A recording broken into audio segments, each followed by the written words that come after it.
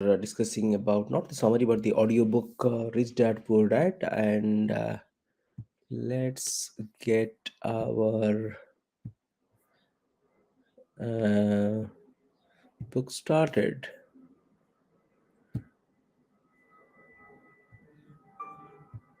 Okay. At first, she was happy. Oh, I've got the boat. Then, as her friend tried to explain how the numbers worked on her income statement and balance sheet, she got frustrated because she had never liked math. The rest of her table waited while her friend continued explaining the relationship between the income statement, balance sheet, and monthly cash flow.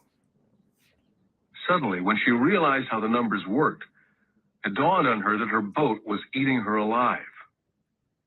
Later on in the game, she was also downsized and had a child. It was a horrible game for her. After the class, her friend came by and told me that she was upset. She'd come to the class to learn about investing and did not like the idea that it took so long to play a silly game. Her friend attempted to tell her to look within herself, to see if them reflected on herself in any way. With that suggestion, the woman demanded her money back. She said that the very idea that a game could be a reflection of her was ridiculous. Her money was promptly refunded, and she left. Since 1984, I have made millions simply by doing what the school system does not. In school, most teachers lecture. I hated lectures as a student. I was soon bored, and my mind would drift. In 1984, I began teaching via games and simulations. I always encouraged adult students to look at games as reflecting back to what they know and what they needed to learn. Most importantly, a game reflects back on one's behavior. It's an instant feedback system. Instead of the teacher lecturing you, the game is feeding back a personalized lecture, custom-made just for you. The friend of the woman who left later called to give me an update. She said her friend was fine and had calmed down. In her cooling off period, she could see some relationships between the game and her life. Just like a board game, the world is always providing us with instant feedback. We could learn a lot if we tuned in more. One day, not long ago, I complained to my wife that the cleaners must have shrunk my pants. My wife gently smiled and poked me in the stomach to inform me that the pants had not shrunk. Something else had expanded. Me. The game Cash Flow was designed to give every player personal feedback. The purpose is to give you options. If you draw the boat card and it puts you into debt, the question is, now what can you do? So I don't know how many of you have watched or have played that game, the Cash Flow. It's a very interesting game, and there are some uh, clubs as well. You know, so you can join the Cash Flow club, and then you can play this game. So that's really interesting, so that you understand your thought process and how it reflects on your income, and what should you think about. So that's a good one. Okay. Anyways, let's move on to our book again. How many different financial options can you come up with? That's the purpose of the game. To teach players to think and create new and various financial options. I've watched this game played by more than 1,000 people. The people who get out of the rat race in the game the quickest are the people who understand numbers and have creative financial minds. They recognize different financial options. People who take the longest are people who aren't familiar with numbers and often do not understand the power of investing. Rich people are often creative and take calculated risks. There have been people playing Cash Flow who gain lots of money in the game, but they don't know what to do with it. Most of them have not been financially successful in real life either. Everyone else seems to be getting ahead of them, even though they have money. And that's true in real life. There are a lot of people who have a lot of money and do not get ahead financially. Limiting your options is the same as hanging on to old ideas. I have a friend from high school who now works at 3 jobs. 20 years ago, he was the richest of all my classmates. When the local sugar plantation closed, the company he worked for went down with the plantation. In his mind, he had the one option, and that was the old option: work hard. The problem was, he couldn't find an equivalent job that recognized his seniority in the old company. As a result, he's overqualified for the jobs he currently has, so his salary is lower. He now works 3 jobs to earn enough to survive. I've watched people playing cash flow complaining that the right opportunity cards are not coming their way, so they sit there. I know people who do that in real life. They wait for the right opportunity. I've watched people get the right opportunity card and then not have enough money. Then they complain they would have gotten out of the rat race if they'd had more money. So they sit there. I know people in real life who do that also. They see all the great deals, but they have no money. And I have people pull a great opportunity card, read it out loud, and have no idea that it's a great opportunity.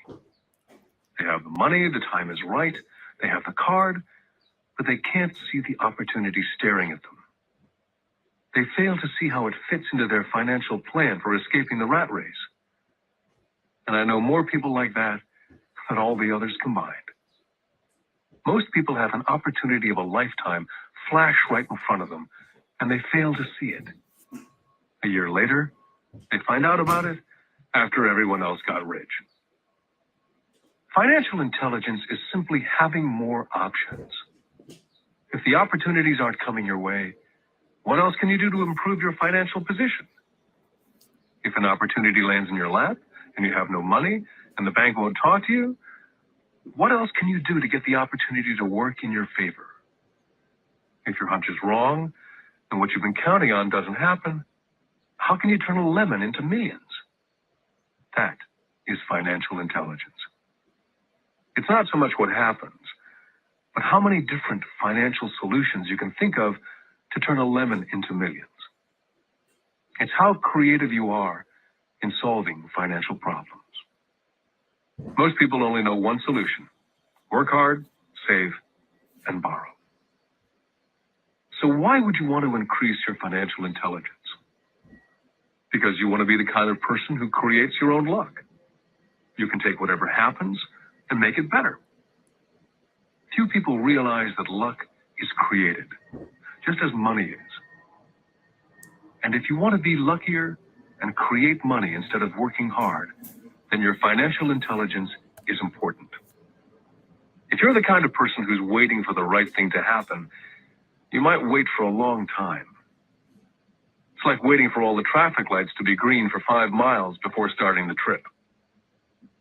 As young boys, Mike and I were constantly told by my rich dad that money is not real. Rich Dad occasionally reminded us of how close we came to the secret of money on that first day we got together and began making money out of plaster of Paris. The poor and middle class work for money, he would say. The rich make money. The more real you think money is, the harder you will work for it. If you can grasp the idea that money is not real, you will grow richer faster. What is it? Was a question Mike and I often came back with. What is money if it's not real? What we agree it is, was all Rich Dad would say. The single most powerful asset we all have is our mind.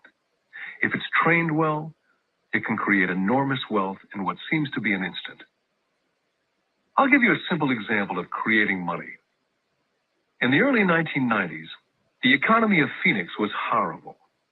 I was watching the TV show Good Morning America when a financial planner came on and began forecasting doom and gloom. His advice was to save money. Put $100 away every month, he said, and in 40 years you will be a multimillionaire. Well, putting money away every month is a sound idea. It is one option, the option most people subscribe to. The problem is this: it blinds the person from what's really going on. They miss major opportunities for much more significant growth of their money.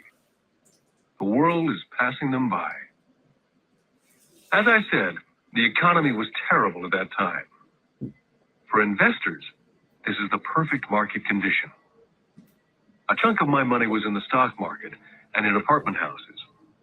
I was short of cash. Because everyone was giving stuff away, I was buying. I was not saving money, I was investing. My wife and I had more than $1 million in cash working in a market that was rising fast. It was the best opportunity to invest. The economy was terrible. I just could not pass up these small deals. Houses that were once $100,000 were now $75,000. But instead of shopping at the local real estate office, I began shopping at the bankruptcy attorney's office or the courthouse steps. In these shopping places, a $75,000 house could sometimes be bought for $20,000 or less. For $2,000, which was loaned to me from a friend for 90 days for $200, I gave an attorney a cashier's check as a down payment. While the acquisition was being processed, I ran an ad in the paper advertising a $75,000 house for only $60,000 and no money down. The phone rang hard and heavy. Prospective buyers were screened, and once the property was legally mine, all the prospective buyers were allowed to look at the house. It was a feeding frenzy. The house sold in a few minutes. I asked for a $2,500 processing fee, which they gladly handed over, and the escrow and title company took over from there. I returned the $2,000 to my friend with an additional $200. He was happy, the home buyer was happy, the attorney was happy, and I was happy. I'd sold a house for $60,000 that cost me $20,000. The $40,000 was created from money in my asset column in the form of a promissory note from the buyer. Total working time, 5 hours. During this depressed market, my wife and I were able to do 6 of these simple transactions in our spare time.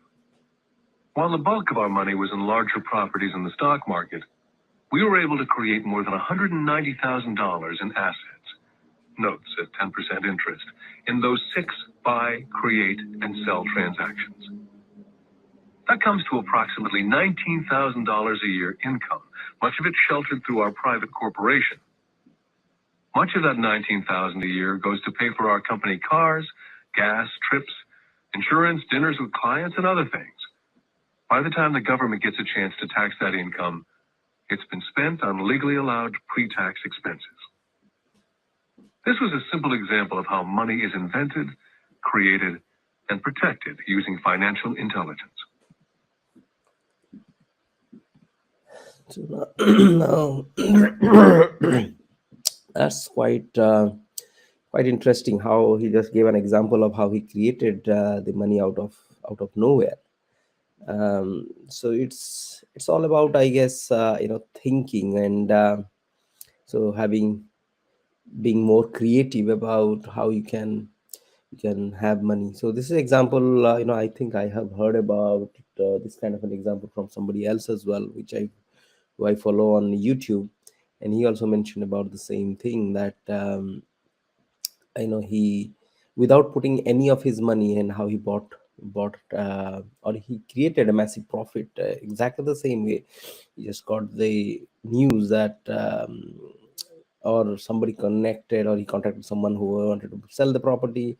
They wanted to move out of the country, and at a very cheaper rate. And then this gentleman, he now agreed a price, but he didn't have the money. So then he advertised, and not advertised as well. So he just had to reach out to one of his uncles who was looking for a property, and he is kind of a middleman, passing the property from one person to the other person. He was just acting in between, and make that substantially high profit just by getting that across from one person to the other person. So that's a lot of, so that's education, not exactly, yeah, definitely your mind should be open, but all along with that, creative thinking is definitely needed. But let's go ahead. Ask yourself how long it would take to save $190,000. Would the bank pay you 10% interest on your money? And the note is good for 30 years. I hope they never pay me the $190,000. I have to pay a tax if they pay me the principal.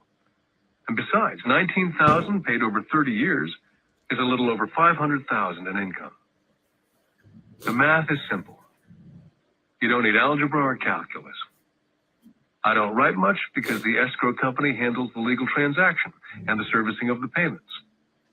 I have no roofs to fix or toilets to unplug because the owners do that. It's their house. Occasionally, someone does not pay, and that's wonderful because there are late fees, or they move out and the property is sold again. The court system handles that. And it may not work in your area. The market conditions may be different, but the example illustrates how a simple financial process can create hundreds of thousands of dollars with little money and low risk. It's an example of money being only an agreement. Anyone with a high school education can do it. Yet most people won't. Most people listen to the standard advice of work hard and save money. For about 30 hours of work, approximately $190,000 was created in the asset column, and no taxes were paid. Now, you may understand why I silently shake my head when I hear parents say, "My child is doing well in school and receiving a good education." It may be good, but is it adequate? I know the above investment strategy is a small one. It's used to illustrate how small can grow into big. My success reflects the importance of a strong financial foundation, which starts with strong financial education. Financial intelligence is made up of these four main technical skills. Number one, financial literacy, the ability to read numbers. Number two, investment strategies, the science of making money. Number three, the market, supply and demand. Alexander Graham Bell gave the market what it wanted, and AT&T was born. So did Bill Gates. A $75,000 house offered for $60,000 that cost $20,000 was also the result of seizing an opportunity created by the market. Somebody was buying and someone was selling. Number four, the law. The awareness of accounting, corporate, state, and national rules and regulations. I recommend playing within the rules. It's this basic foundation, or the combination of these skills, that's needed to be successful in the pursuit of wealth.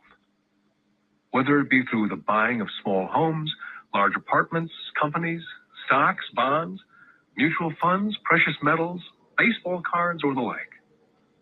Personally, I use two main vehicles to achieve financial growth: real estate and small stocks. I use real estate as my foundation. Day in and day out, my properties provide cash flow and occasional spurts of growth and value. The small cap stocks are used for fast growth. I do not recommend anything that I do. The examples are just that, examples. If the opportunity is too complex and I do not understand the investment, I don't do it. Simple math and common sense is all that's needed to do well financially.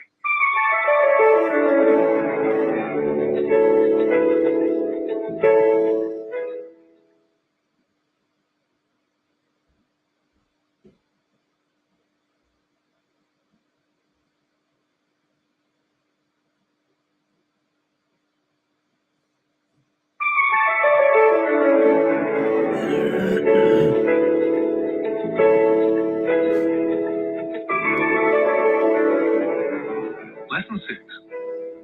Work to learn. Don't work for money. In 1995, I granted an interview with a newspaper in Singapore. The young female reporter was on time, and the interview got underway immediately. We sat in the lobby of a luxurious hotel, sipping coffee and discussing the purpose of my visit to Singapore. I was to share the platform with Zig Ziglar. He was speaking on motivation, and I was speaking on the secrets of the rich. Someday, I'd like to be a best-selling author like you, she said. I'd seen some of the articles she'd written for the paper, and I was impressed. She had a tough, clear style of writing. Her articles held a reader's interest. You have a great style, I said in reply. What holds you back from achieving your dream? My work doesn't seem to go anywhere, she said quietly. Everyone says that my novels are excellent, but nothing happens. So I keep my job with the paper. At least it pays the bills. Do you have any suggestions? Yes, I do, I said brightly. A friend of mine here in Singapore runs a school that trains people to sell. He runs sales training courses for many of the top corporations here in Singapore. And I think attending one of his courses would greatly enhance your career. She stiffened. Are you saying that I should go to school to learn to sell? I nodded. I have a master's degree in English literature. Why would I go to school to learn to be a salesperson? I'm a professional. She was now packing her briefcase forcibly. The interview was over. On the coffee table sat a copy of my first book. I picked it up as well as the notes that she jotted down in her legal pad. Do you see this? I said, pointing to her notes. She looked down at her notes. What? She said, confused. Again, I pointed deliberately to her notes. On her pad, she'd written, Robert Kiyosaki, best-selling author. It says, best-selling author, not best-writing author. Her eyes widened immediately. I'm a terrible writer. You're a great writer. I went to sales school. You have a master's degree. Put them together and you get a best-selling author and a best-writing author. Anger flared from her eyes. I'll never stoop so low as to learn how to sell. People like you have no business writing. I'm a professionally trained writer, and you're a salesman. It's not fair. The rest of her notes were put away, and she hurried out through the large glass doors into the humid Singapore morning. At least she gave me a fair and favorable write-up the next morning. The world is filled with smart, talented, educated, and gifted people. We meet them every day. They're all around us. I'm constantly shocked at how little talented people earn. I heard the other day that less than 5% of Americans earn more than $100,000 a year. I've met brilliant, highly educated people who earn less than $20,000 a year. A business consultant who specializes in the medical trade was telling me how many doctors, dentists, and chiropractors struggle financially. All this time, I thought that when they graduated, the dollars would pour in. It was this business consultant who gave me the phrase, they are one skill away from great wealth. What this phrase means is that most people need only to learn and master one more skill, and their income would jump exponentially. I have mentioned before that financial intelligence is a synergy of accounting, investing, marketing, and law. Combine these four technical skills, and making money with money is easier. When it comes to money, the only skill most people know is to work hard. The classic example of a synergy of skills was that young writer for the newspaper. If she diligently learned the skills of sales and marketing, her income would jump dramatically.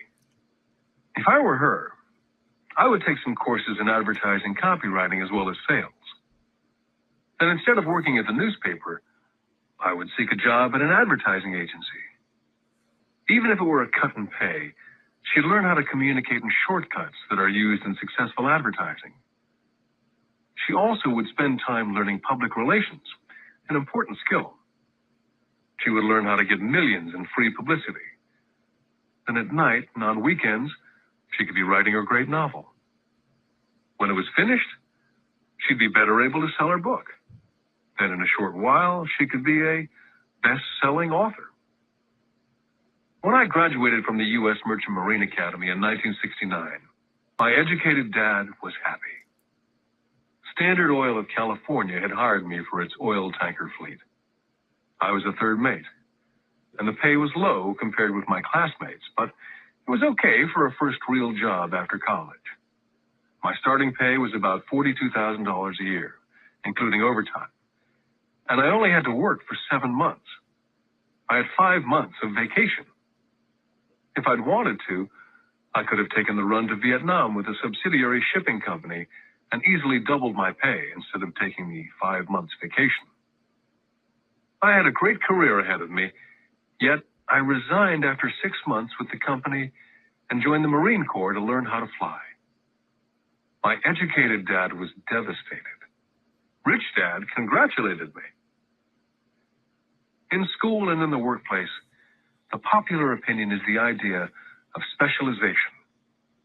That is, in order to make more money or get promoted, you need to specialize.